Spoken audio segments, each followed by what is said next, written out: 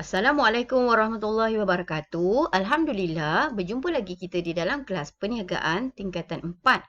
Baik, hari ini kita akan teruskan lagi dengan bab 2, trend semasa dalam perniagaan.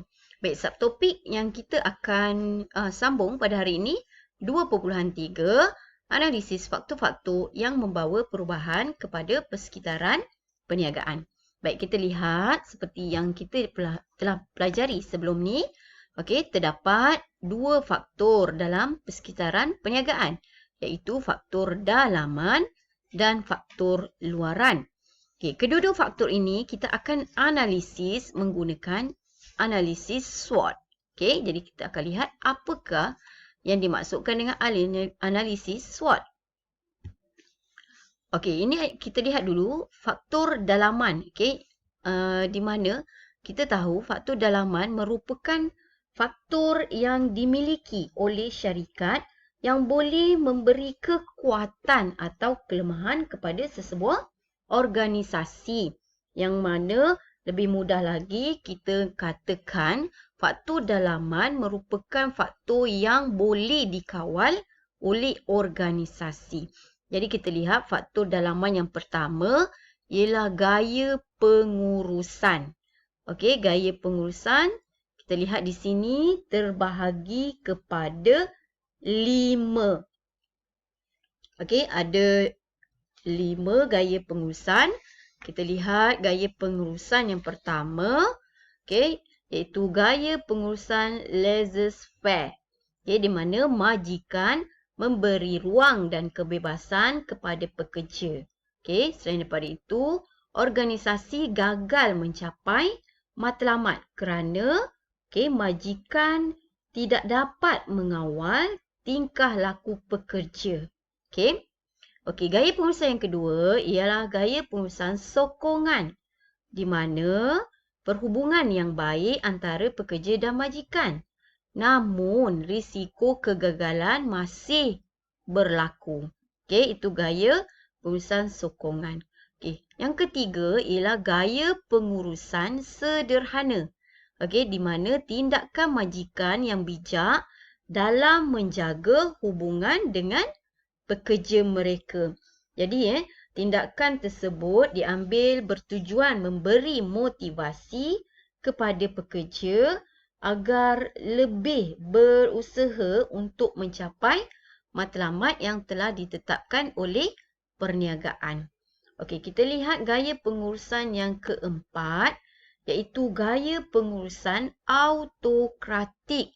Okey, autokratik di mana pengurusan yang tegas untuk mencapai matlamat yang ditetapkan. Okey, namun begitu, gaya pengurusan ini berpotensi untuk menimbulkan ketidakpuasan hati dalam kalangan pekerja. Okey, dan yang kelima ialah gaya pengurusan demokratik. Okey, demokrasilah, demokratik. Okey, di bawah gaya pengurusan ini, majikan mengamalkan toleransi, tolak ansur dan adanya hubungan baik dengan pekerja. Jadi secara tak langsung, gaya pengurusan ini dapat mempengaruhi pekerja untuk terus berusaha mencapai matlamat yang telah ditetapkan oleh perniagaan. Baik, kita teruskan dengan faktor dalaman kedua, iaitu sumber manusia. Sumber manusia merujuk kepada pekerja kita lah. Okey, pekerja kita. Jadi, sumber manusia ialah fungsi perniagaan yang memberi fokus kepada keperluan tenaga kerja. Okey, tenaga kerja kita, pekerja kita. Okey, jadi kita lihat sumber manusia terbahagi kepada dua. Kita ada sumber manusia dalaman dan sumber manusia luaran. Sumber manusia dalaman ialah pekerja yang sedang berkhidmat dalam sesebuah organisasi perniagaan. Okey, di mana sumber manusia dalaman dapat mengurangkan kos dan memudahkan proses pengambilan pekerja. Okey, maksudnya sekiranya berlaku kenaikan pangkat ataupun kita perlukan pekerja baru, okey, kita hanya akan ambil daripada organisasi kita sahaja. Okey. Okey. Jadi itu kita panggil sumber manusia dalaman. Okey, jadi secara tak langsung ia dapat mengurangkan kos lah sebab kita tak perlu nak buat pengiklanan, buat interview, temuduga, okey, dan memudahkan proses pengambilan pekerja. Okey, itu di bawah sumber dalaman. Okey, seterusnya kita lihat kelebihan dan kekurangan sumber manusia dalaman. Okey, di mana kelebihannya kita dapat memotivasikan pekerja kita yang sedia ada. Contohnya kita lihat contohnya bila salah seorang daripada pekerja kita naik pangkat contohnya. Okey, jadi secara tak langsung ia akan memotivasikan rakan-rakan sekerja yang lain. Okey, yang kedua, kelebihan yang kedua, pekerja lebih memahami budaya organisasi sebab kita ambil pekerja yang memang pekerja kita. Okey, untuk mengisi kekosongan jawatan yang lebih baik itulah. Okey. Okey, yang ketiga, maklumat pekerja tu sedia ada dalam simpanan kita sebab mungkin dia dah bekerja dalam tempoh jangka masa yang lama, contohnya 10 tahun. Okey, jadi kita memang dah ada maklumat berkaitan dengan pekerja tersebut. Okey, cuma kelemahan atau kekurangannya, okey, bila kita ambil sumber manusia dalaman, okey, mereka tidak membawa idea baru. Maksudnya tak ada idea-idea baru yang boleh diberikan, okey, kepada organisasi. Yang kedua, berlaku kekosongan jawatan. Jadi bila si A ni katakan naik pangkat, okey, pergi ke pos yang ataupun jawatan yang di atas, jadi jawatan berlaku kekosongan pada jawatan lama dia lah. Okey, jadi kekosongan jawatan. Okey, kelemahan atau kekurangan yang ketiga ialah pengetahuan stereotip. Okey, stereotip ni maksudnya pengetahuan yang sama. Tidak ada, maksudnya tak ada idea baru, okey, yang boleh diberi kepada organisasi. Okey, kita lihat pula sumber manusia luaran, okey, di mana merujuk kepada pengambilan pekerja dari luar organisasi. Tadi kita ambil pekerja dari dalam organisasi, okey, untuk naik pangkat contoh dia. Okey, tapi yang ini sumber manusia luaran ni kita ambil pekerja dari luar organisasi kita. Jadi di sini prosesnya lebih rumit lah sebab kita nak kena buat iklan, kita nak buat temuduga, okey. Jadi dia memerlukan kos yang tinggi juga. Okey, jadi kelebihan, tapi dia ada kelebihan lah sumber manusia luaran ni. Kelebihan dia dapat melahirkan idea baru sebab orang baru.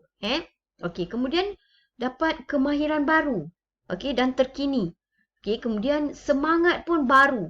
Berkobar-kobar kan? Sebab baru dapat kerja.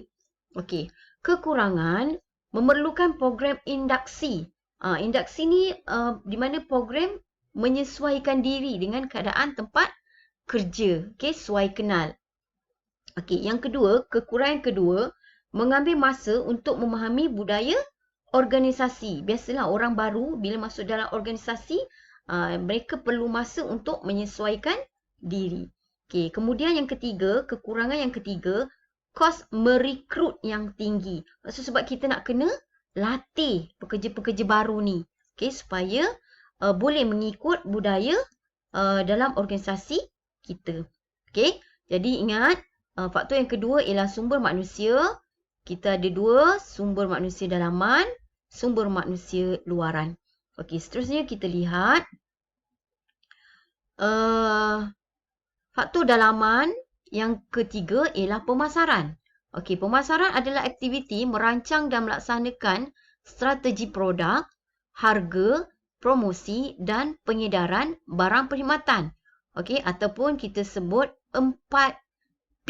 Okey, 4P. 4Ps lah kalau dalam bahasa Inggeris dia. Okey, kita ada produk, promotion, price dan place. Okey, place, pengedaran ataupun pengagihan. Okey, itu di bawah pemasaran. Okey, kita lihat satu demi satu. okey, pengeluaran, ya, di mana kita akan menghasilkan barang atau perkhidmatan untuk memenuhi keperluan dan kehendak manusia, okey, yang tidak terhad. Faktor dalaman yang kelima ialah keuangan. Okey, keuangan ialah struktur keuangan perniagaan sama ada dalam keadaan stabil ataupun sebaliknya. Itu adalah faktor dalaman.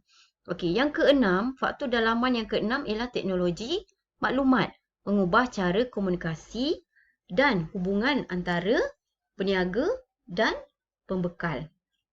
Okey. Okey, dan seterusnya ialah penyelidikan dan pembangunan.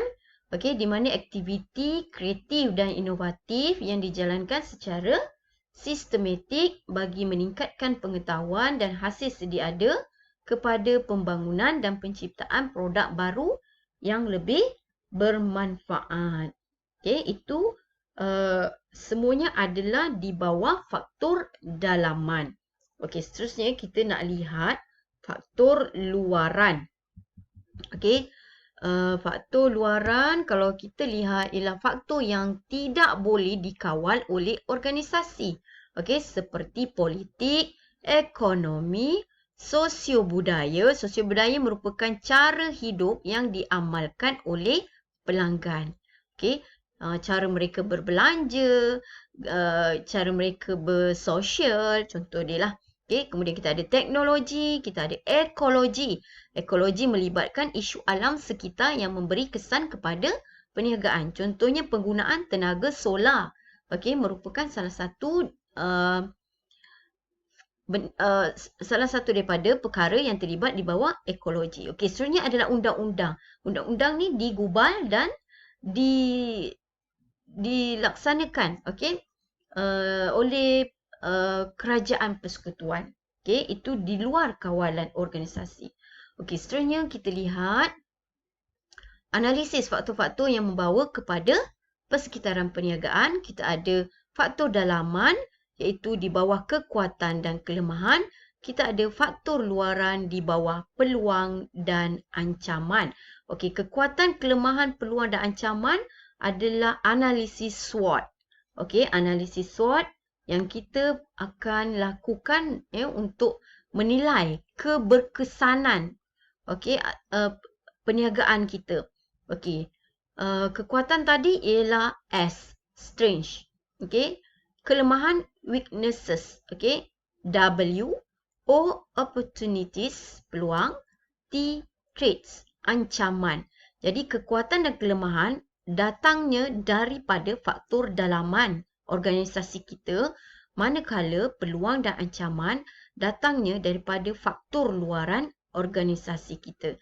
Okey, jadi analisis SWOT ini bertujuan menilai kesan perubahan persekitaran dalaman dan luaran yang boleh mempengaruhi aktiviti organisasi perniagaan. Yang kedua, bertujuan membantu merancang aktiviti secara sistematik. Okey, seterusnya kita lihat. Okey, ini yang tadi cikgu kata analisis SWOT kita, kekuatan, kelemahan, ancaman dan peluang. Okey. Okey, jadi kita lihat contoh kekuatan. Okey, ialah keunikan yang ada pada faktor dalaman kita, peluang. Okey, apa yang kita boleh lakukan untuk merebut peluang itu daripada faktor luaran. Okey, kelemahan. Kelemahan tu kekurangan daripada faktor dalaman. Peluang, apakah langkah proaktif yang kita boleh rebut untuk berdasarkan daripada faktor luaran perniagaan kita. Okay, kekuatan dimiliki dari faktor dalaman, okay, dan ancaman daripada faktor luaran.